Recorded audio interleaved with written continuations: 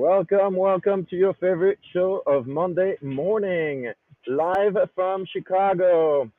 Good to see you, everybody. Good morning, David. Well, today we have on our show Mr. Carmen Reino. He's the president at Anchor Pest Control. Welcome, Carmen.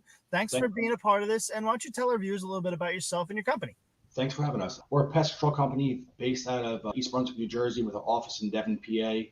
Our service area stretches from all of New Jersey into Delaware. Full service pest control. We do everything from termites to exclusion work and wildlife.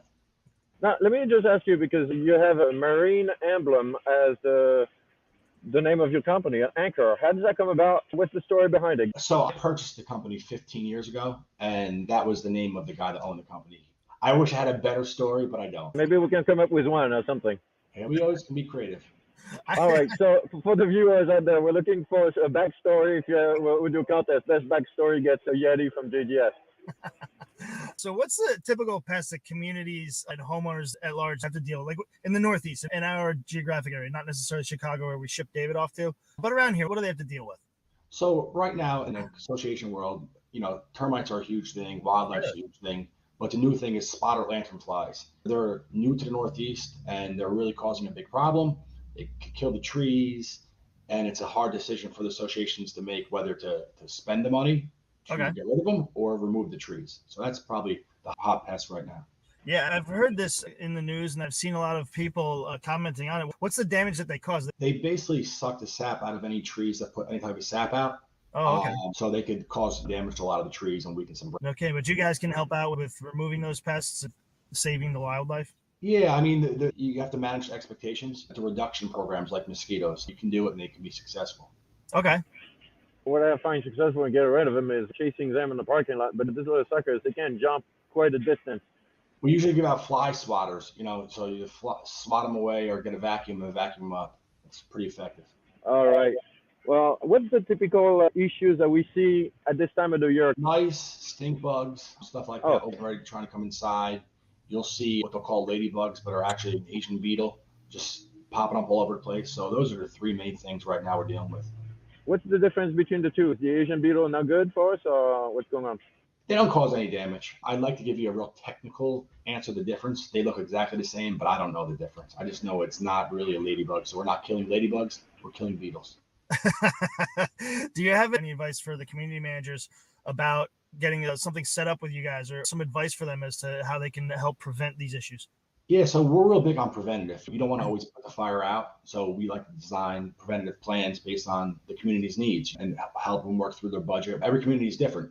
You could be next door and have a huge termite problem, or you could have no termite problem. So we like to customize things around what your community actually needs. Now, I have a quick question. Like, as I mentioned, I'm in Chicago today. It's the middle of November, and I'm wearing a T-shirt. It was beautiful out. We see the weather pattern changing a little bit. Does that affect the bugs as well? Yeah, it definitely does. We're seeing active bees nests at the end of October. Wow. So that definitely has to be weather driven. It also pushes back the overwintering pests.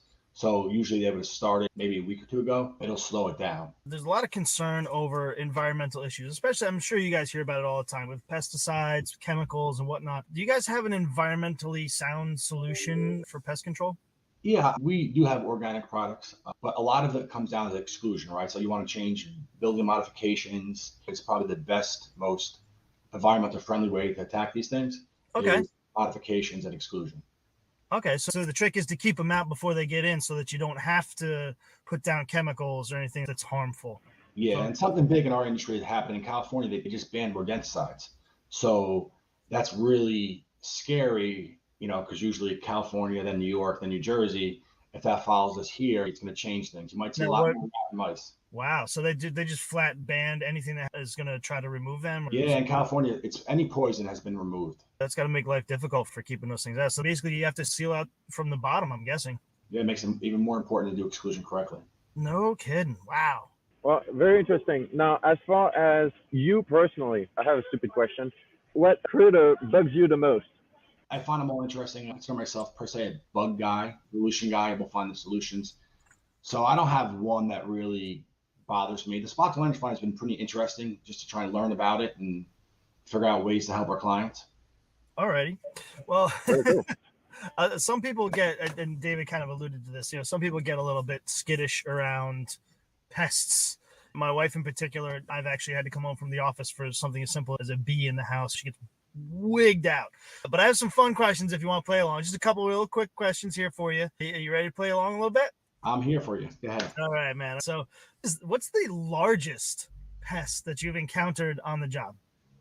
I mean, size-wise, we used to do work down by the Port in Elizabeth, and there was rats down there a little bit smaller than cats.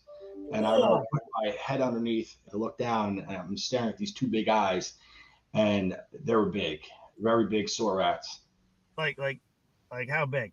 Big. I'm talking like a little bit smaller than a cat. Like bigger than your head? Yeah, they're big. Oh, yeah. Man, okay. That's nasty. What's the smelliest pest you've encountered? Believe it or not, a cockroach infestation has an awful smell. Really? After a long period of time, you could really, really smell it. You could say stink bugs, but I mean, you don't really smell that level. But you could walk into an apartment and smell if roaches are there. But mice is the worst because their urine is very, very distinct smell. So between roaches and rodents, it's probably the worst. Okay, so we discussed my wife earlier, but what about for you, for Carmen? Is there any one pest that like weirds you out and creeped out about it? Is there any one, or you just doesn't matter? No, I mean, we could be walking a building and they're like, oh, there's rats in that dumpster. I don't need to look at them. I don't want to roll around with the rats.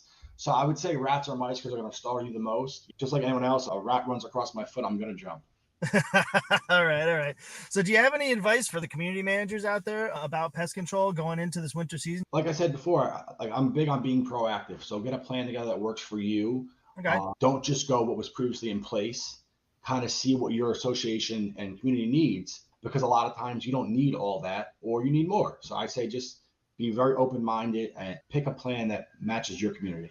All right. So take a good look at the community and what the needs are and put together a plan specific for that community rather than just going along. You have to have a cohesive plan with the pest control contractor to get it done, right? Yeah, a lot of times they'll give us a scope of work and I'll look at it and I'm like, why are you doing this? And their answer is, well, this is how it's always been done. Got it. And these are things that I kind of want to push you away from doing. Let's do what you actually need today. Bespoke pest control. That's the way to go. All right. Well, we appreciate having you on the show, Carmen, but now we're going to give you 10, 15 seconds. You plug for yourself, for the company, for Anchor. Tell us whatever you want. The mic is yours. So we like to pride ourselves on customer service and response. So if you need quick response, you want quality work, someone's always going to answer the phone, give us a call. New Jersey, Delaware, Pennsylvania. We'd like to help you guys out.